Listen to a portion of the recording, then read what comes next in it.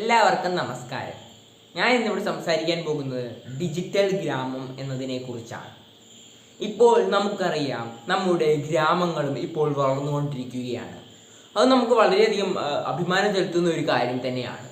കാരണം പണ്ടത്തെ കാലത്തായിരുന്നുവെങ്കിൽ നഗരങ്ങളിൽ മാത്രമേ കുറച്ച് വികസനമെങ്കിലും നടന്നിട്ടുള്ളൂ. പക്ഷേ എങ്കിൽ ഇപ്പോഴത്തെ കാലത്ത് നോക്കുകയാണെങ്കിൽ ഇപ്പോൾ ഗ്രാമങ്ങളിലും വികസനം നടക്കുന്നു എന്നത് വലിയൊരു കാര്യം തന്നെയാണ്. അങ്ങനെ പക്ഷേ അത് വരാനുള്ള കാരണമെന്ന് പറയുമ്പോൾ ഗ്രാമങ്ങളിലെ ആൾക്കാർക്ക് അറിവ് വളരെയധികം കുറവായിരുന്നു. അതുകൊണ്ട് തന്നെയാണ് അവിടെ അധികം വികസനങ്ങൾ ഇല്ലാതായതിനും കാരണം. പക്ഷേ എങ്കിൽ ഇപ്പോൾ എല്ലാവരും അറിവ് വർദ്ധിച്ചിരിക്കുകയാണ്. അതുകൊണ്ട് തന്നെ ഇപ്പോൾ ഡിജിറ്റൽ പരമായും മറ്റ് പല കാര്യങ്ങളിലും ഇപ്പോൾ ഗ്രാമങ്ങൾ മുന്നേറിക്കൊണ്ടിരിക്കുകയാണ്. ഡിജിറ്റൽ ഇന്ത്യ എന്ന പ്രസ്ഥാനം എല്ലാവർക്കും അറിയാമല്ലോ. നമ്മുടെ ഇന്ത്യയെ ഡിജിറ്റൽ പരമായി മുന്നേറ്റത്തിലെത്തിക്കാനാണ് ഡിജിറ്റൽ ഇന്ത്യ എന്ന പദ്ധതിയിലൂടെ ലക്ഷ്യമിടുന്നത്. അപ്പോൾ അതിൻ്റെ പ്രധാനപ്പെട്ട ലക്ഷ്യമെന്ന് പറയുമ്പോൾ ഗ്രാമങ്ങളിൽ ഡിജിറ്റൽ ഉപയോഗം വളർത്തുക എന്നാണ്.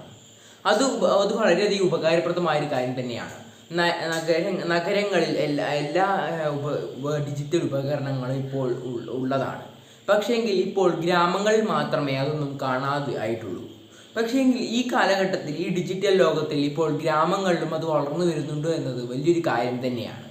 ഉദാഹരണത്തിന്, ഇപ്പോൾ അവിടെയൊന്നും ഒരു ആശുപത്രി പോലും ഉണ്ടായിരുന്നതല്ലായിരുന്നു. പക്ഷേങ്കിൽ ഇപ്പോൾ ആശുപത്രികളും പല ഉപകാരപ്രദമായ പല സാധനങ്ങളും ഇപ്പോൾ അവിടെ വളർന്നു വന്നിരിക്കുകയാണ്. അതുപോലെ തന്നെ അവിടുത്തെ ആൾക്കാർ ഇപ്പോൾ എങ്ങനെ ഇൻ്റർനെറ്റ് ഉപയോഗിക്കണമെന്നും മൊബൈൽ ഫോൺ മറ്റ് കാര്യങ്ങൾ എങ്ങനെ ഉപയോഗിക്കണമെന്നുമൊക്കെ ഇപ്പോൾ അവിടെയുള്ളവർ പഠിച്ചു വരുന്നുണ്ടെന്ന്. അപ്പോൾ അതിലൂടെ അവർക്ക് ജീവിതം കൂടുതൽ എളുപ്പമാക്കാൻ സാധിക്കുന്നു. അപ്പോൾ ഈ ഡിജിറ്റൽ ഇന്ത്യയുടെ ഏറ്റവും വലിയ ലക്ഷ്യം സാധ്യമായി എന്നതിൻ്റെ വലിയൊരു തെളിവ് തന്നെയാണ് ഗ്രാമങ്ങളിലെ ഈ വളർച്ച. അങ്ങനെ നമ്മുടെ ഗ്രാമങ്ങൾ വളരുകയാണെങ്കിൽ നമ്മുടെ ഇന്ത്യക്ക് വലിയൊരു വളർച്ച തന്നെയായിരിക്കും അതിലൂടെ ഉണ്ടായിരിക്കുക. ഗ്രാമങ്ങളിലെ എല്ലാവരും ഡിജിറ്റലിനെ കുറിച്ച് കൂടുതൽ അറിവുള്ളവരാവുകയും അതുപോലെ തന്നെ അത് ഉപയോഗിക്കുകയും അങ്ങനെ പുതിയ കണ്ടുപിടുത്തങ്ങൾ നടത്തുകയും അങ്ങനെയൊക്കെ ചെയ്യുകയാണെങ്കിൽ നമ്മുടെ ഇന്ത്യക്ക് തന്നെയാണ് അത് നമ്മുടെ രാഷ്ട്രത്തിന് തന്നെയാണ് അത് വലിയൊരു ഉപകാരമായി തീരുന്നത്. ഇപ്പോൾ അവിടുത്തെ വിദ്യാർത്ഥികൾ ഇപ്പോൾ ഓൺലൈനായി പഠിക്കുന്നതും അതുപോലെ തന്നെ യൂട്യൂബിൽ നിന്ന് ക്ലാസ് കാണുന്നതും പിന്നെ പല യൂട്യൂബ് ചാനലുകളിൽ നിന്നും അവർ ക്ലാസ് കണ്ടാണ് ഇപ്പോൾ പഠിക്കുന്നത്. അതുപോലെ തന്നെ നമ്മുടെ നെറ്റ് ഇന്ത്യ എന്ന പറഞ്ഞൊരു സമ്പ്രദായം കൊണ്ടുവന്നിട്ടുണ്ട്. അതിന് പ്രധാനപ്പെട്ട ഒരു കാര്യമെന്ന് പറയുമ്പോൾ നമ്മുടെ ഗ്രാമപ്രദേശങ്ങളിൽ നെറ്റ്വർക്ക് കൊണ്ടുവരിക എന്നതാണ്. ഈ ഏറ്റവും വലിയ നേരിടുന്ന ഒരു പ്രശ്നമെന്ന് പറയുമ്പോൾ ഗ്രാമങ്ങളിൽ നെറ്റ്വർക്ക് ഇല്ലാത്തതായിരുന്നു. അപ്പോൾ നെറ്റ് ഇന്ത്യ എന്ന പദ്ധതി വരുന്നതോടുകൂടി തന്നെ ഗ്രാമങ്ങളിലും മറ്റിടങ്ങളിലുമൊക്കെ നെറ്റ്വർക്കുകൾ ഉണ്ടാവാൻ പോവുകയാണ്. അങ്ങനെയാണെങ്കിൽ കുട്ടികൾക്ക് അത് വളരെയധികം ഉപകാരപ്രദമാകുന്നു.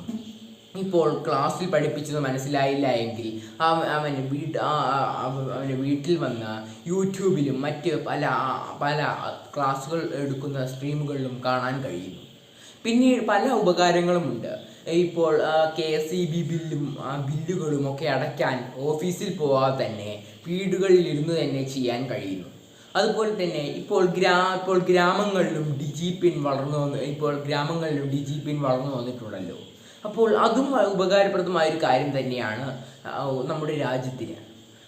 അപ്പോൾ ഗ്രാമങ്ങളിലെ ഈ വികസനം നമ്മുടെ രാജ്യത്ത് തന്നെ ഒരു വലിയൊരു വികസനം തന്നെയാണ്. ഇനിയും വളരേണ്ടതും അത്യാവശ്യം തന്നെയാണ്.